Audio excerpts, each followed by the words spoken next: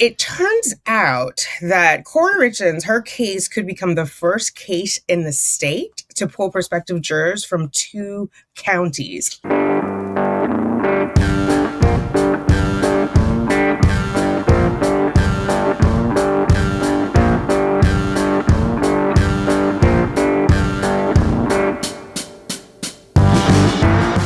Hello, my true crime lovelies. How are you? Good morning, good morning, good morning.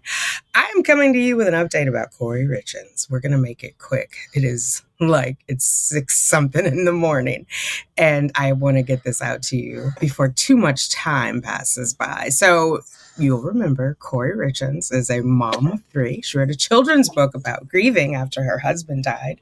And a month later, or thereabouts, she was arrested for having her husband unalived. Let's get into it. What's going on with Miss Richin? So we had an update, last update. There were some motions hearings. Her bail was denied for a second time. Like I said, she's accused of poisoning her husband and also attempted murder. So she's accused of the murder. She's also accused of the attempted murder. It's really sad because he sounds like he was a great dad. Okay, what's going on with Kouri Richins? So it turns out that Kouri Richins, her case could become the first case in the state to pull prospective jurors from 2 counties if the state's highest court agrees with Summit County prosecutors and Kouri's attorneys. So Utah Supreme Court announced on January 6th that it would make a ruling on whether prospective jurors could be drawn from Salt Lake City and if voir dire can be conducted in person rather than online. So apparently they've been doing them online forever, which seems like hard to do voir dire via like how you and I are together right now. It seems a little weird. So a date for the expedited briefing has not been announced. The appellate group representing the Summit County Attorney's Office and the defense asked for a decision to be made by February. Lawyers on both sides filed a joint petition last month. So originally, the presiding judge, I think it's Mrazik, I'm not sure how to pronounce it. I'm sure one of you will correct me. But originally, he said no. Then he said yes, that they could have in-person jury selection. Then they asked for 2 counties. And he came back with a decision that it would be allowed. But he did say he was unfamiliar with any other case in Utah that had pulled 2 jurors from 2 counties. And then it went to the presiding judge of that court, who is Laura Scott. And she said, pound sand. Basically, it doesn't meet the criteria of extraordinary circumstances or the teams did not demonstrate, they failed to show extraordinary circumstances that would allow for the special rules. So, yeah. Defense attorneys Wendy Lewis and Kathy Nestor argued for the need to diversify the prospective jury pool. County Attorney's Office agreed. Mrazik also supported the appeal, but said the 2 sides may be swimming upstream on that one. So he was supportive, right? They said they're going to appeal. Obviously, this appeal is happening before the trial.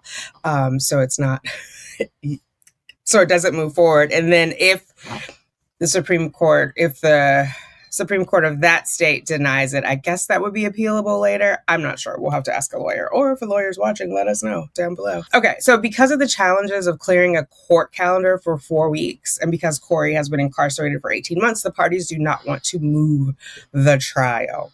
And 4 weeks is a long time. We just recently saw in the Rose Petal murder case, they didn't have enough people for a 3 week that could commit to 3 weeks. And so they're going to start again next month, which is crazy. Like the first day of jury selection that happened. The Utah Supreme Court ruling will determine how jury selection is conducted and if it will be expanded to Salt Lake City.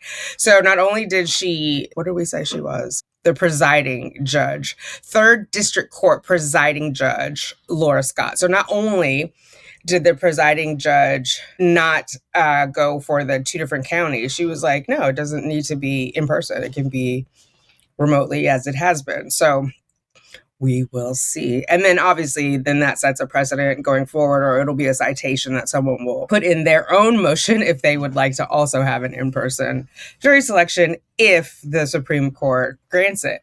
So defense attorneys also filed motion with the Third District Court seeking to exclude evidence from the murder trials, which is set to last 4 weeks. Like I said, starting in April, we will be covering it.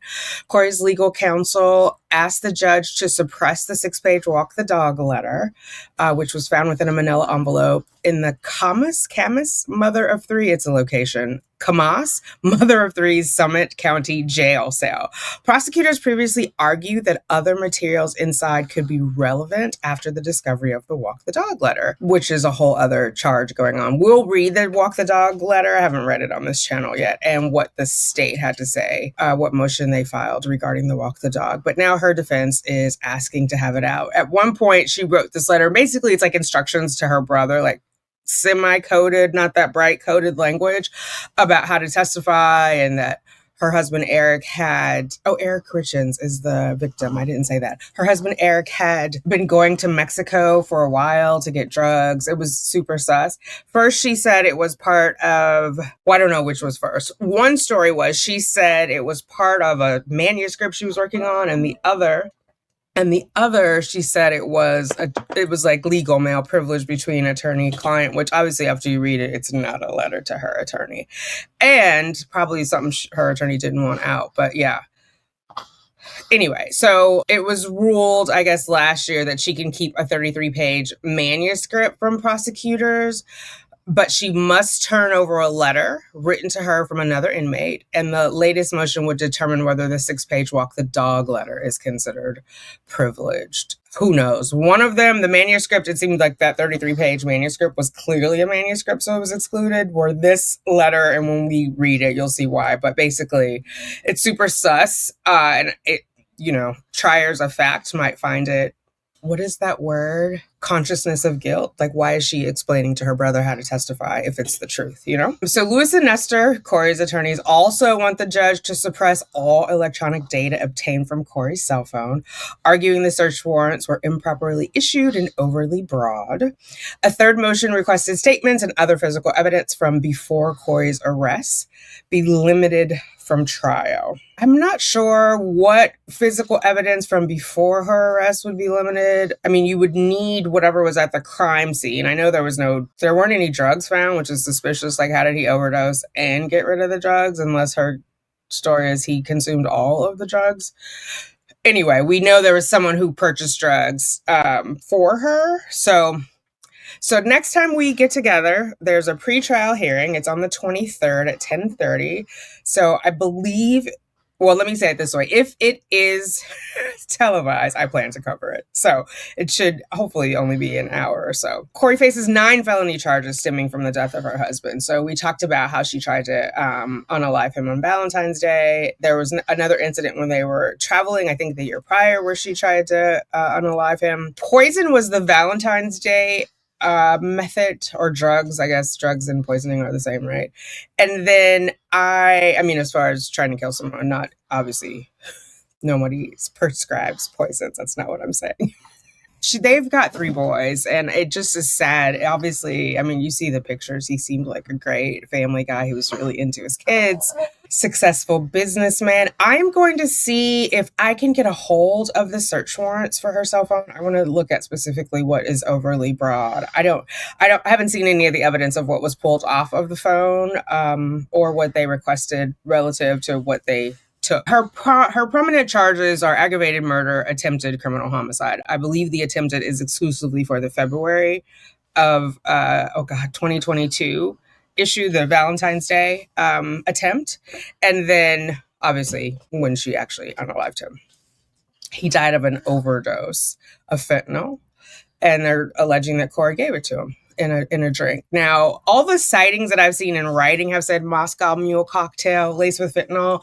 But then recently in a chat, in one of our members only chats, I think Yana, it was you who said it was like lemon drops, which makes more sense that he would consume so much because it's just a shot versus sipping on a Moscow Mule. But I just haven't seen it in writing. So, and the month before, she tried with the drug laced sandwich. So she was determined, I guess. They're alleging that her motive is she felt trapped in her marriage and she had a financial motive. So they had a prenup. Basically, in a nutshell, she ends up with more money if he's unalived versus if they're divorced. Divorce is always an answer, guys. If you're in a bad relationship, please seek divorce. Now the children have neither parent, especially because her last bond was denied. I believe they're with Eric's family, but I don't know if they're what the interaction is. Like, how often does she get to see them or talk to them, if at all, that she does? So that is what's going on. So mark your calendars for January 23rd, which is coming up quickly, and we'll see. I kind of hope they let it come from two counties, just in the event. Well, I guess this is my thought. Like, legally, maybe they try from one county first, right? Like, from a legal perspective of like what has been done before, since it's happened, and the head judge or whatever is not agreeing to the special circumstances, then try, and their actual judge said they're swimming upstream.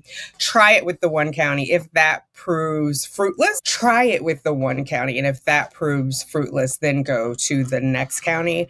As far as like the voir dire, I feel, of course, who am I? It's just me and my 2 cents. I feel it's reasonable to do the jury selection in person. Who knows what you're at home doing, doodling or not paying attention or Googling stuff. Do you know what I mean? I know they've been doing it. I get it. And I know the jurors take their jobs very seriously. However, people are people. You're human. That's what I have. Those are my 2 cents on what's happening with Kouri. Mark your calendars and let me know what your thoughts are. Do you think it's weird to not have an in-person jury selection? It just seems like I'm a vibey person. I need to feel your energy. Although I know there are people's, like, I get a sense, like Sarah Boone, I got a sense of her energy without being in the room with her. But I just want to like see all body language, facial expressions, if you're twitching your toe, if you're looking, like, if you're just like from here to here, how can you really, is it just me? Let me know. Let me know down below. I'm like, girl, I need everybody to come in. I need to lay eyes on you. Yes, ma'am. All right, I'll talk to you guys later. Toodles.